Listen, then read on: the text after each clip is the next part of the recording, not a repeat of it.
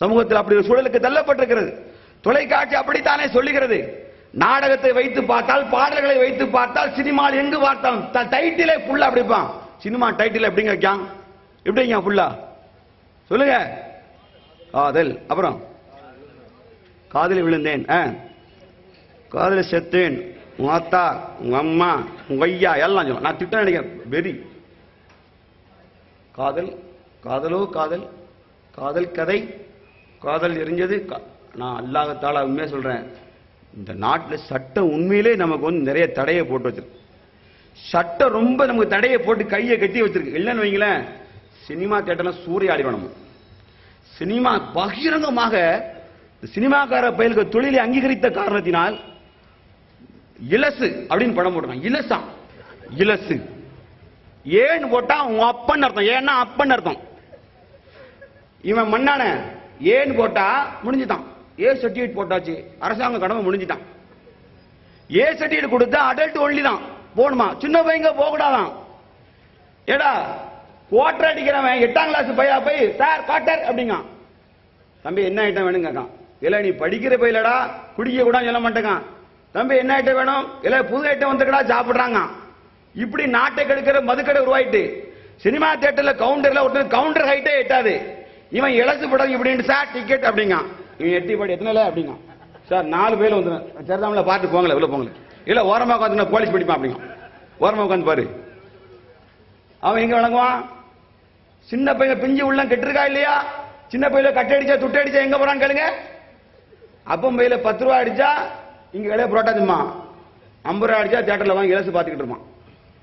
50 ரூபா அடிச்சான்னா ஒண்ணு இலசு, 100 ரூபா அடிச்சான்னா 3 கட்டிங்கு. லைஃபே நாசம். உண்மையில அப்படிதான் நடக்கு. வால் போஸ்டர்ல இருந்து சினிமா தியேட்டர் வரைக்கும் பாத்தீங்கன்னா அசிங்கத்தின் மொத்த அடையாளமாக இருக்குது. காரணம் என்ன தெரியுமா? காதலை புனிதமாக காட்டி இளைஞர்கள் உள்ளத்திலே காதலை புனிதமாக காட்டுகிறான். தான் விஷயம். காதலுக்கு ஜாதி இல்ல, மதம் இல்ல, காதல் உயிர். அது என்ன சொல்லி கொடுப்பான்? காதல், நம்ம காதலுக்கு உயிர் இருந்ததுன்னா அது நம்மள ஒண்ணு சேர்க்கும். நம்ம காதலுக்கு உயிர் இருந்தா ஒண்ணு சேர்க்கும். உங்க அப்பனும் ஆத்தாலுமே தலாக் வாங்கி 3 மாசம் ஆச்சு தெரியுமா? உங்க அப்பனும் ஆத்தாலும் ஊரே கூப்பிட்டு பாத்தியாலாம் ஓதி அல்லாஹ் அவரை போல் வாழ்க இவரை போல் வாழ்க என்ன லவ் பண்ணாங்க தெரியுமாடா? 3 பேரும் கோட்ல நிக்கான். அப்பனும் ஆத்தாலும் கோட்ல டைவர்ஸுக்கு. உன் காதல் உன்னை மயிரை காப்பாத்தும். காதல் காப்பாத்தாதடா. காதல் உன்னை கேடுகட்ட இடத்துல கொண்டு சேர்க்கும். வயிற்றுல பிள்ளையாட கொண்டு விடும். அதான் காதல். இந்த மானங்கட்ட காதலுக்கு அரசியல் சாசன சட்டம் பாதுகாப்பு வேற. 18 வயசு ஆயிட்டா எவன் கூட ஓடிப்போ, சட்டம் தான் சொல்லுது. உனக்கு உரிமை. நீ மேஜர் ஆயிட்டியா எவன் கூட ஓடிப்போ. இன்ஸ்பெக்டர் வேலை என்ன தெரியுமா? வயசாயிட்டு வந்து நின்னா போதும், சார் ஓடி போயிட்டோம். யாரா வயசு? நீ யார் வேணாலும் கேட்க கூடாது. சார் எனக்கு 18 அவனுக்கு 21. அப்படியா 2 பேரும் மேஞ்சிட்டீங்களா போங்க போ, சட்டம் உன்னை காப்பாத்திட்டு போ. இந்த நிலைக்கு தானே தள்ளி இருக்கான். இதனால் பெற்றோருடைய குடும்ப மானம் எப்படி தடுமாறி போகிறது.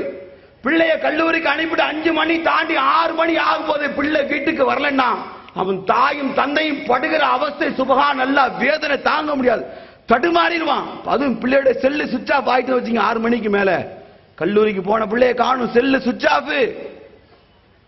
பிள்ளை பஸ்ல விழுந்துட்டான், ஆத்துல வந்து கவலைப்பட மாட்டான். வயது கோளாறு, பிள்ளை எங்கே பருவ நோயின் காரணமாக எவன் கையில் சிக்கிவிட்டோ என்ற பயம் ஒவ்வொரு தந்தைக்கும் தாய்க்கும் எதிரொலிக்கிறதா இல்லையா? எவ்வளவு த்ரில்லிங்கான வாழ்க்கையை ஒரு பெற்றோர்கள் சந்திக்கிறான். முஸ்லிம் சமுதாயத்திற்கு கல்வியே இல்லை, கல்வி கொடுக்க வேண்டும், அதுவும் குறிப்பாக பெண்களுக்கு கல்வி கொடுக்க வேண்டும் என்று வலிமையான போராட்டத்தை தூக்கி அமைப்புகள்லாம் போராடுற நேரத்தில் இந்த பெண்களுக்காக போராடி இவளை கல்லூரிக்கு அனுப்பினால் இவள் வருகின்ற பொழுது முருகனுடைய மனைவியாக, சுப்பிரமணியன் மனைவியாக வருகிறாள். கல்யாணம் ஆயிட்டு ஸ்டேஷன்ல போய் பார்த்தா சுபஹானல்லாஹ் வேதனை தாங்க முடியவில்லை. எந்த பிள்ளை பிறந்த உடனே மார்க்கம் தெரியாம 4 மூக்கல நின்று பாங்க சொல்லி வாயில தேனை வச்சானோ, களிமா சொல்லி சொல்லி லா இலாஹ இல்லல்லாஹ்னு நாக்கல வைப்பான் தேனை. அந்த பிள்ளை வருது 5 ரூபா சைஸுக்கு பொட்டு, சிவப்பு பொட்டை வச்சுட்டு மரியம் பிவி மாரியாத்தலாக மாறி வந்து ஸ்டேஷன்ல நிற்கும் போது அப்ப அது வரைக்கும் பள்ளிவாசல் பக்கம் போகாத அப்பம் கூட துடிச்சு போறான்.